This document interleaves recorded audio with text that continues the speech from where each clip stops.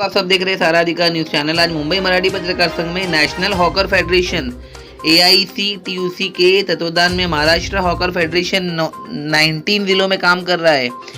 Hawker federation ने सारा अधिकार से बात करते हुए कहा, हमारे सभी संगठनों ने स्ट्रीट वेंडर्स अधिनियम 2014 का पालन करने और लागू करने में महाराष्ट्र में राज्य सरकार और स्थानीय प्रशासन की पूरी विफलता के बारे में शिकायत की है।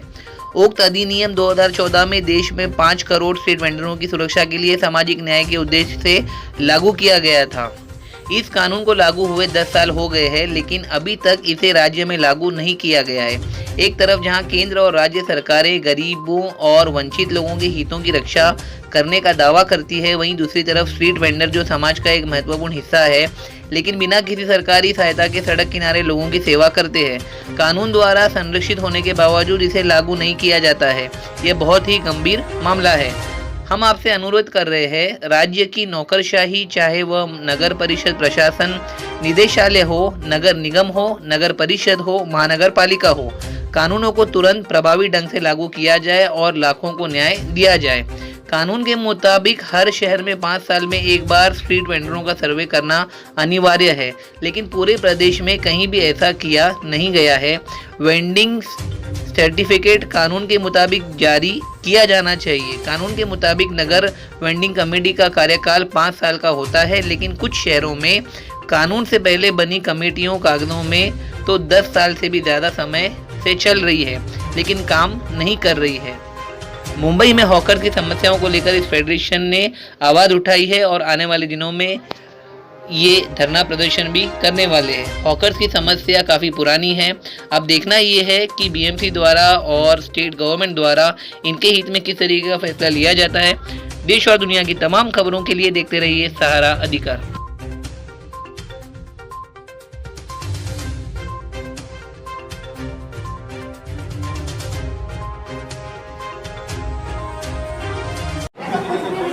हेलो दर्शकों, मैं निशान दादी, आप सब देख रहे हैं सारा अधिकार। मुंबई में हॉकर्स की समस्याओं को लेकर 2014 से उच्च न्यायालय में याचिका दायर की गई है। मुंबई सिटी के इकोनॉमिक ग्रोथ के लिए हॉकर्स का बहुत बड़ा योगदान है। इन सभी हॉकर्स की समस्याओं को देखते हुए आज मुंबई मराठी पत्रकार संघ में महाराष्ट्र हॉकर फेडरेशन के नेशनल हॉकर फेडरेशन AITUC के विनीता बालेकुंद्री जो महासचिव है, जम्मू आनंद अध्यक्ष और अखिलेश गौड़ जो कोषाध्यक्ष हैं, उन्होंने हॉकर के मुद्दे को उठाया है।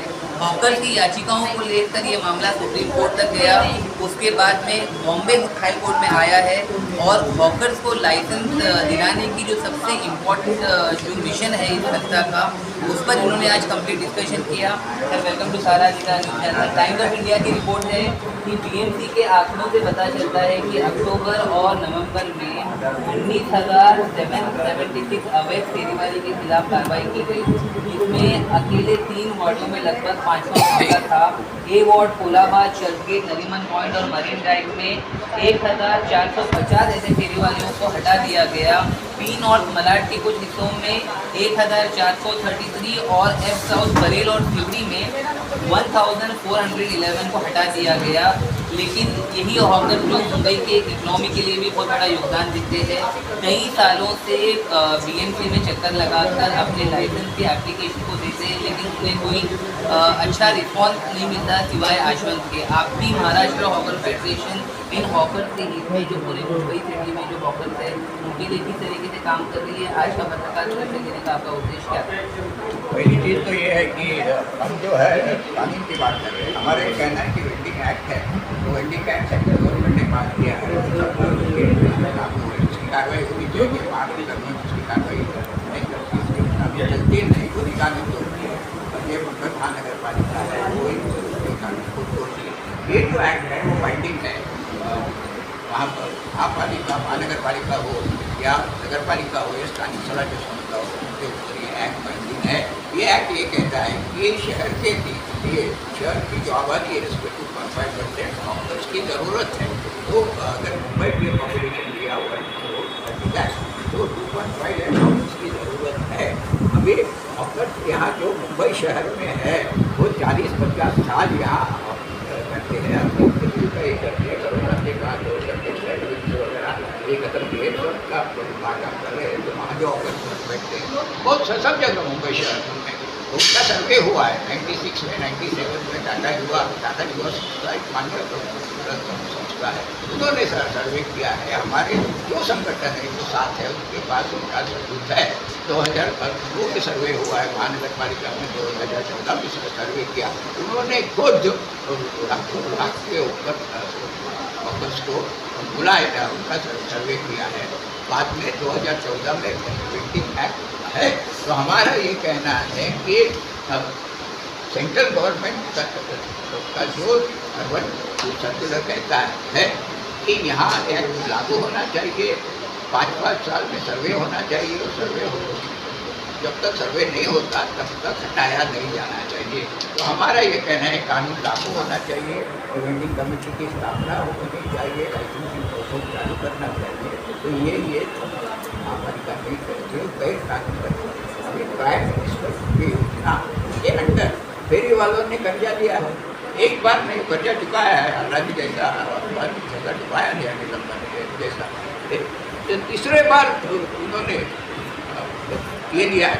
तो क्या आपने जो उनको ये दिया लोन दिया तो क्या ये जो इलीगल हॉकर से उनको दिया तो उनको रेगुलराइज करना चाहिए ना। तो ये प्रक्रिया महापालिका करती नहीं, क्योंकि मुंबई शहर या बहुत सारे शहर जैसे हमारी रीजन की भी हम बात कर रहे हैं वो शहर की रचना के लिए मॉल्स जो कॉर्पोरेट सेक्टर है, अडानी अंबानी हो या मॉल्स, उनको ये कब्जा करने वाले हैं, उनको हॉकर्स को हटाना है।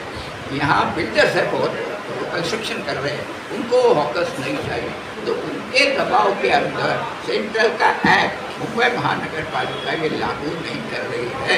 तो हमारा ये कहना है तो एक एक्ट लागू होना चाहिए, सेंट्रल का सर्कुलर है अर्बन डिपार्टमेंट का, नगर विकास खाता का, ऐसा सर्कुलर यहाँ निकालना चाहिए और ये जो प्रक्रिया है वो चालू करना चाहिए, वो करते नहीं। मेरा आपसे और एक सवाल है, बीएमसी ने 29 अगस्त को फेरी वालों को टाउन वेंडिंग कमेटी में शामिल करने के लिए चुनाव कराने की योजना की भी घोषणा की थी। न्यूयिका पोस्ट फेरी वालों को संबंधित करने के लिए बीएमसी द्वारा किए जा रहे उपायों की जांच करती है और मुंबई में शहरी अंतरिक्ष विनियमन की व्यापक नीतियों की पड़ताल करती है। बीएमसी ने खास तौर पर कहा था कि टाउन वेंडिंग कमेटी के द्वारा चुनाव होना चाहिए, लेकिन दूसरी तरफ हम देखते हैं कि जो गुलाबा के हॉकर्स हैं वो सालों से ए वार्ड के चक्कर लगाते हैं और उनको ये बताया जाता है कि लिस्ट में आपका नाम आ गया है, लेकिन जब लाइसेंस की बात आती है तो टाउन वेंडिंग कमेटी के ऊपर ढकेल दिया जाता है कि वहाँ से कुछ फैसला नहीं आया। तो टाउन वेंडिंग कमेटी को आप किस तरीके से इन्फ्लुएंस करेंगे कि इन्हें जल्द से जल्द हॉकर्स को लाइसेंस मिल सके? दो चीज़ है उसमें, एक चीज़ जो है कि टाउन का वेंडिंग कमेटी अभी जो मतदान हुआ हम लोग सुप्रीम कोर्ट तक गए थे, मुंबई के मतदान के ऊपर रिजल्ट के ऊपर उन्होंने लगाया तो वहाँ 1 लाख के ऊपर जो रजिस्टर फेरी वाले हैं म्यूनसिपालिटी का आंकड़ा है, उन्होंने वोटिंग किस्त लेना चाहा 22,421 फेरी वाला और 10,000 स्टॉल का। तो वो अपने पहले ही जो फेरी वाले हैं कानून उनको लाइसेंस देना चाहिए, उनको दूर करने। और आप कोई गुलाबा मिलाबा एरिया का बात कर रहे हैं, हमारा ये कहना है कि आप अगर देखें, मैं मुंबई को 70 साल देखता हूँ, यहाँ मुंबई कैसी बदलती है, तो वहाँ जो पुराने बिल्डिंग्स है आप देखेंगे तो वो हेरिटेज बिल्डिंग है, उसके सबके नीचे सुधारा हो या सब मल्टीनेशनल कंपनी ने कब्जा किया है, तो उनका शोरूम है, वो शोरूम चलता है, वो डिलैपिडेटेड बिल्डिंग नहीं होती करके, तो उन्होंने कब्जा किया उनको सब, यानी बाहर के देशों में होता है ना, उनको वो सब उनको आदमी को हटाना है, पुराने यहाँ ये चाल थे उनको हटाना है, फेरी वालों को हटाना है और मल्टीनेशनल कंपनी के जो है उनका शोरूम वहाँ लगाना है। तो ये वार्ड से चालू ओके, अभी एफ साउथ तक आया, एफ साउथ में अब सब 20 जोन्स उसमें उन्होंने जो ये कहे नो हॉकिंग जोन वो किसके साथ चर्चा करते हुए किए हैं।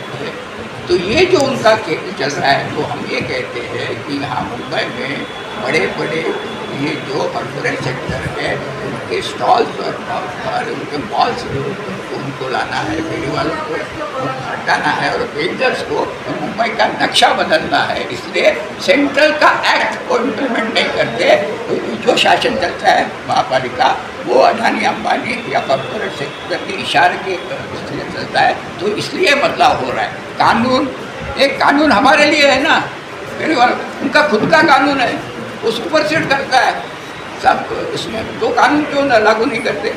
धन्यवाद सर। सर, मुंबई देखा गया है कि माया की नगरी है। यहाँ पे जो बेरोजगार होते हैं वो भी कुछ न कुछ करके अपनी रोजी रोटी चला लेते हैं, अपने परिवार को जिला सकते हैं। लेकिन जिस तरह के हालात सरकार ने बना चुकी है, इसमें हॉकर्स वाले काफ़ी मजबूर हो चुके हैं और लाचार हो चुके हैं। एक तरफ बीएमसी जो उनसे हफ्ता लेती है, दूसरी तरफ पुलिस डंडे भी मारती है और हफ्ते लेती है। फ़ाइन मारने की जगह उन लोग 1200 से 1500 रुपया एक बार फ़ाइन मारते हैं। दिन में 2 या 3 बार उन लोग को फ़ाइन लगता है। उसकी वजह से उनके परिवार को उन लोग रोजी रोटी भी नहीं दे सकते। बहुत से ऐसे फेरी वाले हैं जिन्होंने खुदकुशी करने की भी कोशिश की है, तो इसके बारे में क्या कहना चाहोगे? देखिए, अच्छा है कि ये फिलहाल जो मुंबई महानगर पालिका और एमएमआर विजन के अंदर हो रहा है, ये सब कांड मैं कहूँगा, और ये मतलब सोची समझी इनकी रणनीति है कि पूरे फेरी वालों को मुंबई और एमएमआर विजन के अंदर से खदेड़ देना है, निकाल देना है, उनको पूरा बाहर करना है। और आज जो फेरी वाले यहाँ पर जो भी अपना उद्योग धंधा कर रहे थे, उन विचारों को आज ये हालत के ऊपर ला के दिया है। जैसे आपने सवाल किया कि वो आत्महत्या खुदकुशी करने के कगार के ऊपर आके खड़े हुए हैं, ये वास्तविकता है, इसको आप नकारिए मत। ये अगर और चलेगा तो मुंबई के फेरी वाले आत्महत्या के सिवा दूसरा कुछ नहीं कर सकते, ये मैं आपको बताना चाहता हूँ। क्योंकि जिस हालात में फेरी वाले आज त्रस्त है, उस फेरी वालों के बारे में हम लोग जानते हैं, क्योंकि हम उनके बीच में रहते हैं। आज फेरी वालों को अगर आप लोग बोलेंगे कि भाई आंदोलित हो जाओ, संघर्ष करो, तो बेचारा डरता है। मैं अगर संघर्ष करने के लिए कल रास्ते के ऊपर हो जाऊंगा तो पुलिस वाला आएगा और महानगर पालिका आएगा, बोलेगा तू गया था ना मोर्चे में, अभी तुमको दिखाता हूँ। तो इस तरह की भी माहौल है, तो इस बात को आप समझो। तो फेरी वालों के अंदर बहुत गलत प्रकार का, मतलब इस तरह का ये लोग ने डर पैदा किया है। मगर फेरी वाला लड़ेगा, जो मुंबई का फेरी वाला, उसकी एक ख्याति है लड़ने की। इसलिए फेरी वाला का जो व्यवसाय उसने एक हफ्ते के लिए बंद करके पूरे मुंबई को पैरालाइज किया था, वो फेरी वाला जो है वो लड़ाई की सोच उसके बीच में है। और इसलिए हम चाहते हैं कि जो कानून बना है, 2014 का कानून बना है, वो 14 के कानून को आप इम्प्लीमेंटेशन करो। अभी टीबीसी गठित होना चाहिए, टीबीसी चुनाव के माध्यम से गठित करने का काम। मगर तुम सही तरीके से तो उसको इम्प्लीमेंटेशन करो, सही तरीके से तो उसका चुनाव करो। तुम्हारे मुंबई में 22,000 सिर्फ फेरी वाला पात्र नहीं है, या 10,000 पात्र नहीं है, लाख लोग पात्र है, उसको आप छोड़ रहे हो। और वो तो इतने छोटे से इसके अंदर आप पात्रता दिखाकर उनको बोल रहे हो। आपकी अगली रणनीति क्या रहेगी? क्या सरकार से आप लोग हॉकर्स वालों के लिए कुछ मुआवजा सरकार से मांगोगे? क्या हम चाहते हैं सरकार से, यही चाहते हैं कानून का इम्प्लीमेंटेशन करो और ये लोगों को प्रोटेक्शन दो। कायदे के तहत हम चाहते हैं विनिमयन करो, रेगुलेशन करो, और रेगुलेशन के लिए हम तैयार हैं, हमारे फेरी वाले तैयार हैं, ताकि ये उनके ऊपर इस तरह का हमला न हो। ये सरकार से बात चाहते हैं, मगर सरकार सोई हुई है, सरकार के काम के ऊपर रेंग रही है। तो सवाल हमारा ये है सरकार से कि आप जागो और आ जाओ, हमारे साथ बैठ के बातचीत करो और उसका रेगुलेशन करो, और जो भी पात्र फेरी वाले हैं उनको पात्र करो, और उनको जो है वहाँ पर धंधा उसका जो है व्यवसाय करने के लिए उनको दे दो। धन्यवाद सर। मैडम, जैसे कि महाराष्ट्र में लाड़की बहन योजना को लेके सरकार ने काफ़ी रणनीति रची और उस रणनीति में वो कामयाब भी हुए। विधानसभा चुनाव भी हुआ, उसमें भी ईवीएम का घोटाला निकला, हॉकर्स वालों की भी जान पे बन आई है। इसके बारे में क्या कहना चाहोगे?